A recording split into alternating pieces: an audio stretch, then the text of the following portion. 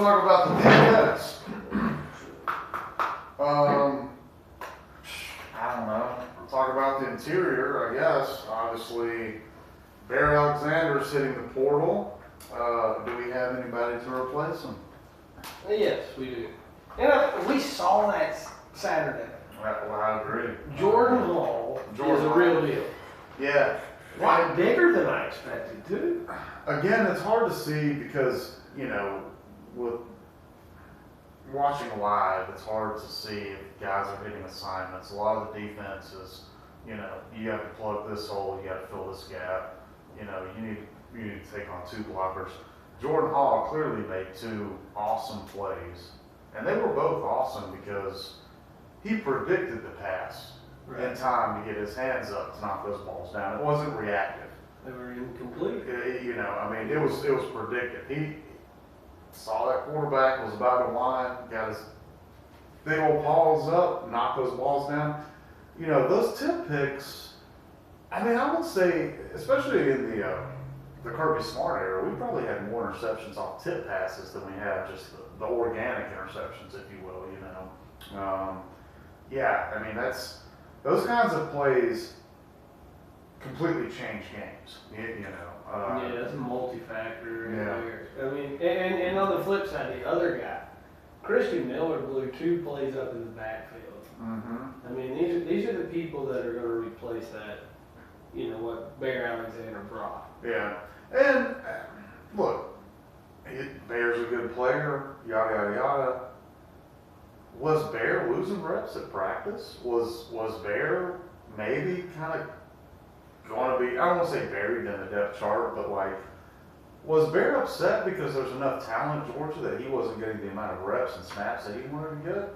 I think with Jalen Carter gone, and a lot of the defense last year was designed around Jalen Carter. Oh yeah, for sure.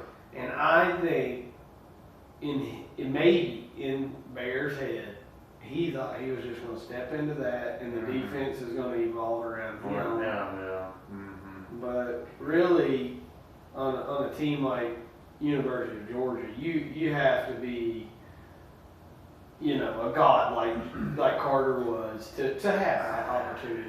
You know. Yeah, I mean, you almost have to be a generational talent. Well, I mean, go back one more year, and we put 5 in the first round. That team was not focused around one player. Right. You know, even that team, one of the best of all time, was a mixture. Well, and what guys like Bear Alexander don't understand is that you can only field 11, and when the other 10 around you are really good at their jobs, that's going to make you look really good at your job. That's right. You know, and so Bear, he's going to go to USC or wherever the heck he's going to go, and I bet you he's probably not going to have the same success he's had at the University of Georgia. You know, I mean, maybe again, you know, when you're playing teams like Southern Cal or Charleston Southern or TCU, it's easy to rack up numbers, right? But you don't, against Alabama, LSU, some of those other teams, like, you know, you need the guys around you making plays, and that's going to make you look better. You know, the better the coverage is, the more sacks you're going to have. The better the pass pressure is, the more interceptions, you know, you're going to have. That's just how that works. So. Well, hey, you know, Bear gave us 2 sacks in the Natty. Yeah. So, hey, peace out to you, man. You know, we'll catch you on the next train. Peace, Bear. Best of luck to you, man. Safe travels, brother. But let's go outside the center. Mm-hmm. Man, I thought we showed the best pressure in years in Kirby Smart's defenses. Yeah. Which Kirby finds his own pressure. A lot has been bringing the linebackers up the middle over the years, but Damon Wilson, Sam and Pimba, they look like the real deal, man. Sam and Pimba, definitely most impressive to me. Is he a true freshman? True freshman, both of them. Still learning English. Yeah, I mean, like, yeah. He was flashing for sure. He's got some big, long arms. Yeah, no. Freakish kind of athlete. And it is cool to see that. My thoughts with Kirby Smart's offense. So, like, your typical 4-3 defense, which is what it looks like Georgia plays, right? We got 4 down defensive guys on the line. It's really a 3-4. One of those down guys is outside linebacker. Well, the one of them's not actually down, he's standing up. Yeah, well, yeah, That's whatever. the Jack and Kirby's. Yeah, but that's a lot of it's edge containment. So you don't, in Kirby's defense, you don't have that, that Howie Long style defensive end rushing the passer every play kind of thing. Yeah. So a lot of it is assignment, edge containment, and what I'm getting at is like everybody's on Nolan Smith. Well, Nolan didn't get enough sacks. Well, Nolan's job every play wasn't to sack the quarterback. Right. Nolan had different assignments, different responsibilities. Kirby's defense is it's really a unique defense that he invented when he was at Alabama, and it's designed to combat the spread offense is the purpose of it, and it's extremely effective. If the proof is in the pudding, then you could say it's extremely effective. So I saw some stats where Kirby runs a dime. It's a dime defense. He calls it a 3-4, but it's really a dime because we're never really got 4 linebackers out there. That's that star position that I think he runs the defense around. Nickel, not a dime. Yes, the star guy is your nickel corner. Yeah, I think you are. Yeah, nickel. So it's like 3 cornerbacks, 2 safeties, 4 linebackers, 3 down linemen, 3 linebackers, 3 down linemen. It's a nickel defense. The nickel is the star position, and that star position is versatile. Speaking of which, I mean, we can go into the star position. I have my thoughts on that. Do you have any more takes on the defensive ends or outside linebacker / defensive end position? I wonder, by the time, let's say, we get to the cocktail party in Jacksonville, how many reps Chaz Chambliss actually gets. I mean, he's a hard player, but man, these people are real talent. Well, so yes, they are real talent. But Georgia's just, their schedule at the front of the year is just not, it's not there. But yeah, is Chambliss going to get backup reps is what you're saying. Is Chambliss going to get in there with the 3rd string mop-up? Well, Nolan went down and Chaz held his own as we finished out the year. But would Chambliss at the board? That's a possibility. I don't want to say nobody will in this day and age, but he is a Georgia boy. He didn't do the recruiting game like everybody else. I don't think Chambliss is going to hit the board. I don't think he's an NFL guy no matter where he goes. I hear you saying Chambliss, dude, we're deep. He's on pretty much every position in defense. We're what a straight dog. He's a dog now. He is, but you know what? He's got 2 rings. He's working on a 3rd. Listen, man, what more can you ask for your career? For a career, for a body of work.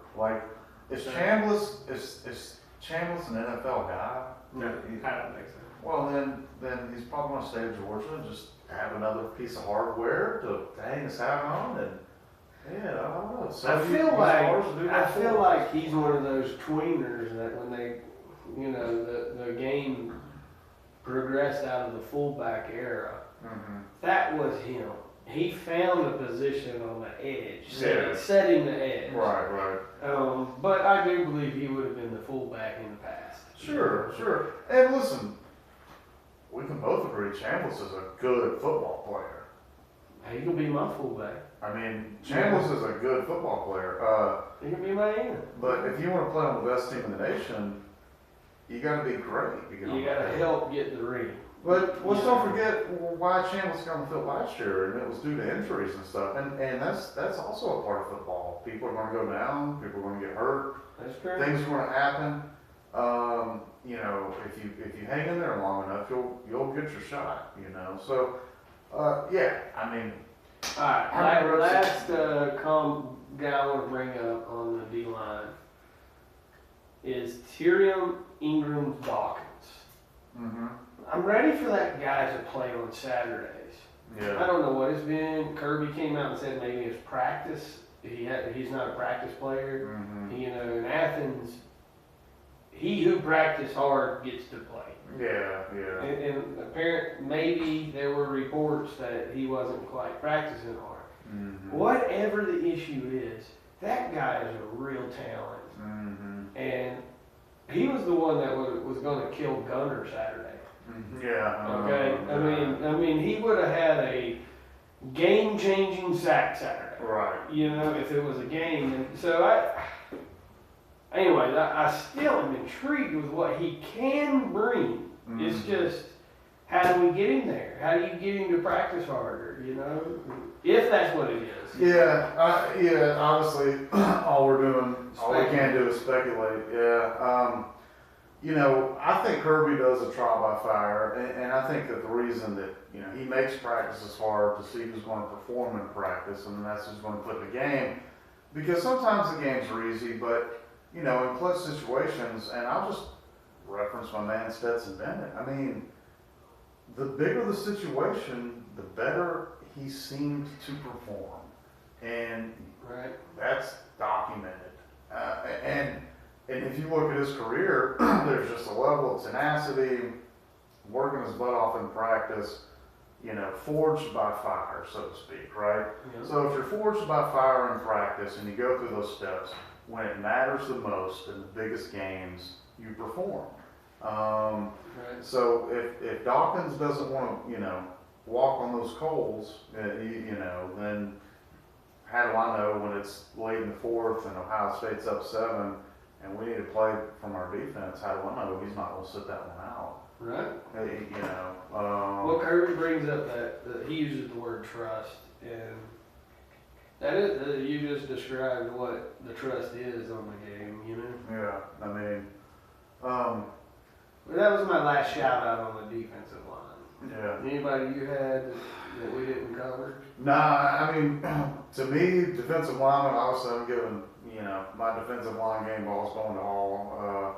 One last thing, And- Jamal Jarrett. That dude looked as big as Jordan Davis. Not the power that Jordan Davis. Yeah. But that dude's huge. Well, it seems like we just constantly have these young pups on defense, and I say pups, they're monsters, you know. Yeah. But it just seems like we recruit so well on the defensive side of the ball, man, and we're so deep. And again, you know, when you're talking about redshirt freshmen, sophomores, a lot of times, you know, you're just going to be week 5, 6, 7 before you kind of see who actually gets through, you know, who pans out, you know.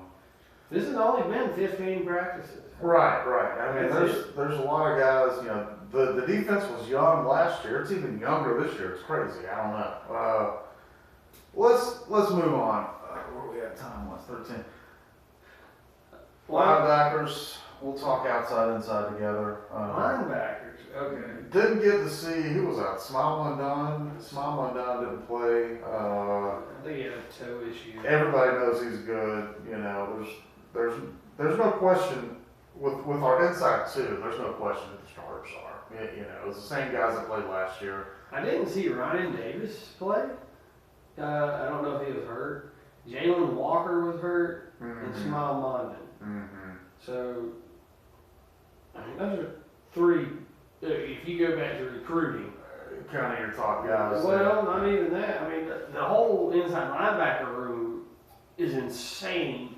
You know, we saw what that true freshman number 5, Wilson. Mm-hmm. You know, just boom, got one of those tip passes that we talked about. Mm-hmm. Took it to the house. You know, that guy put up 23 miles an hour in practice, It's just absolutely insane.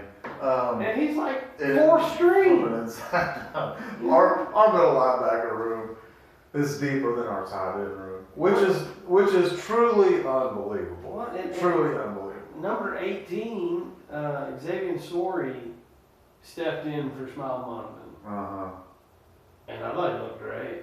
Well, C.J. Allen looked great. You know, here's kind of my thing, right? You got Smile.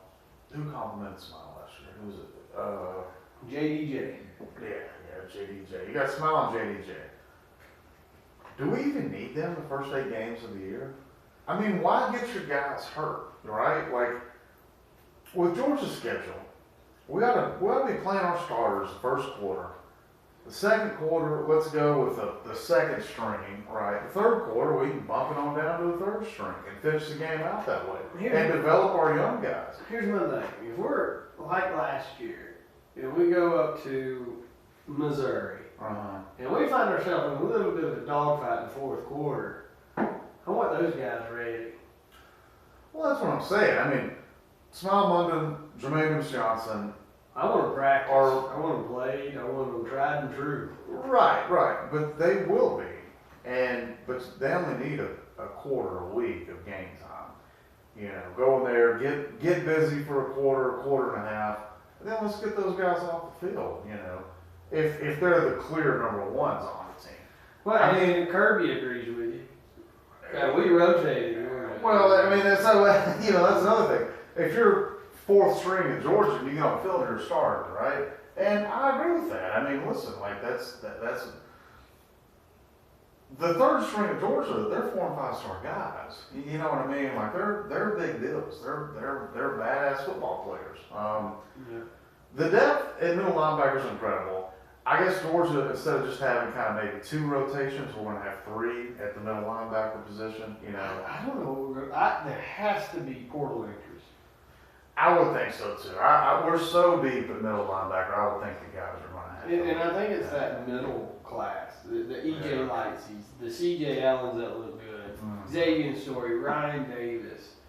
I think somebody in there. No, I think you're right. Hits the I think you're right. Because they'll never play. What is it? I think there's a CJ Washington in there. Well, I mean, there's guys who are good enough to possibly play in the NFL who can't get on the field at middle linebacker. CJ Allen looked great. Xavier Story looked great. That's what I'm saying. Guys who are good enough to play in the NFL who cannot play at middle linebacker at the University of Georgia today. Crazy thought. Let's move on.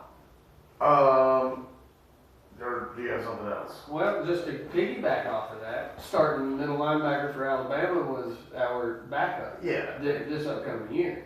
Probably get drafted. Yeah, you know. I think it was a great move for him. I'm a big fan of him. Yeah. Marshall. Yeah. So look for him to do a good job over there in Tuscaloosa. Another convoluted room is going to be the secondary. We got Malachi coming back. We got Kamari Lasser at corner. Those are locks. But then everything else has just kind of been, well. Bullard's a lock to be on the field. Bullard is a lock, excuse me. Bullard used to be Starr, who I think is now going to a safety position. I can see that. Bullard is the best secondary player. No offense, Lasser or Starks, y'all are both badasses, but Bullard is the best player in the secondary. In fact, Bullard is the best player in Georgia's defense, and I'll put a period after that. Mondon is pretty freakish. He is, my opinion. Bullard's the best guy. So I'm not taking him off the field. I'm just going to tell you what I think is going to happen. Jonell, I'm not sure how to pronounce this guy's name. Jonell Aguero. They were running him at the star position a lot. And he was coming downhill lighting dudes up. I mean, he was coming downhill lighting dudes up. He looked SEC ready, just thickness and stuff like that. Size-wise, he looked, I mean, this is a true freshman we're talking about. Size-wise, yes, he looked SEC ready. He looked ready to play ball. And he looked comfortable at that star position. Now, coverage is, for me, a concern. I haven't seen him do enough covering because to play that star, you got to be able to come downhill like a strong safety, and you got to be able to cover like a corner. Right. Which I've only ever seen Bullard do to like a high level, right? And it's okay if Jonell is still picking up that skill set. Right. Okay, because we have an All-American that plays star as well. Right. Who is specifically a star player. A coverage star. Oh, okay, yeah. The guy who Tyke Smith, he had an interception Saturday. He filled in for Bullard when he had his little incident last year. again, it's the depth we're talking So about we here. could rotate those You know, two maybe. Tyke Smith, who is possibly an NFL talent in and of itself, is going to have a hard time finding the field over guys like Bullard and Aguero, in my opinion. Are we going to be rotating secondary like we do our defensive front seven? Because that is a big possibility. Well, I think we're going to be. It may be more of a morphine between the dime, the nickel, the true 3-4. Yeah. And that's going to be a rotation. in But itself. for a defensive coach and defensive coordinator, do you know how awesome that is when you have that level of options and like just dispersion between what you can do defensively? I mean, that's a godsend for a defensive coordinator. You know what I mean? Like, I have a better pass coverage package. I have a better, run stop package in my secondary. Right. In my secondary. Well, That's a front seven thing where it's like, all right, are we doing run stop? We're doing pass coverage. That's a front seven transition. When you can transition your secondary to run stop and pass coverage, that's a whole new level of defense. Defensive play calling. Like that's, and I want to talk about the other position, corner. well, corner was the other position. I want every. Are we done on safeties and star? I mean, Okay. who's All right, let's go back. I'll say this. I was not happy with what I saw from David Daniels. I wasn't either. And I've never been happy with what I've seen from him. He had a fair amount of playing time last year. Yeah, and he had a couple miscues. He gets picked on, and he doesn't fucking rise to the I challenge. wasn't even picked on. He left the dude uncovered. Yeah, okay, all right. Yeah. Excuse me, yeah. You're going to get picked on if you don't cover the guy. Yeah. And I don't know who else we have in the safety room, but that's the reason I think Bullard is going to go safety is because if he's on the field, Sissamon, and that tells me that we don't have any other good safeties. So I think a lot we saw Saturday had to do with a rollover from last year. right. Okay, so like Nyland Green getting the start beside Lassiter at corner. Mm-hmm. Your David Daniels on. Yeah. Like they just gave them the first string reps, right? Gotcha. But I think by the time fall This will change. fall This camp will change a goes, little bit. I don't think we see David Daniels starting week 1. I don't think we see Nyland Green after Saturday. There's no way we see Daniel Sissamon. He looked worse than Nyland Green. At least Nyland Green was there. Man, yeah. But Evans